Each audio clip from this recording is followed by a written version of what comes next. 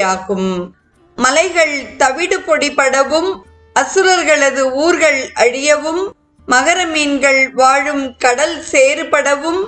பழமையான சூரபத்மனும் அவனை சேர்ந்தவரும் மாய்ந்து ஒழியவும்,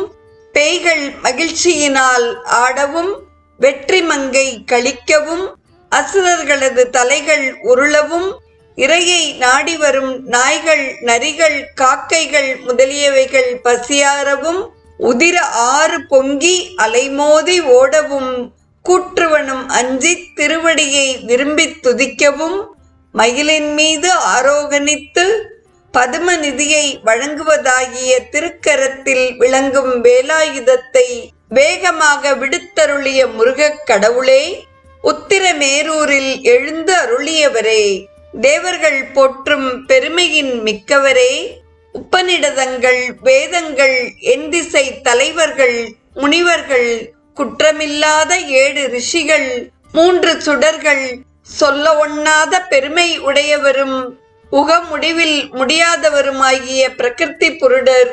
9 நாதர்கள், நெடுந்தொலைவில் உள்ள நட்சத்திர உலகில் வாழ்பவர்கள், மறையவர்கள், அரிய கருத்துகளுடன் கூடிய 1 கோடி நாராயணர்கள், நான்முகர்கள் ஆகிய இவர்கள் அனைவரும் ஒருங்கு கூடி ஆராய்ந்து பார்த்து அறிய முடியாத தேவரீருடைய திருவடிகளை அடியேன் அறிந்து கொள்ளுமாறு அறிவினுக்குள் அறியும் அறிவு வெளிப்பட அருள் புரிவீர் என்பதாக இப்பாடலின் பொழிப்புரை அமைந்துள்ளது. தொடர்வது இப்பாடல்.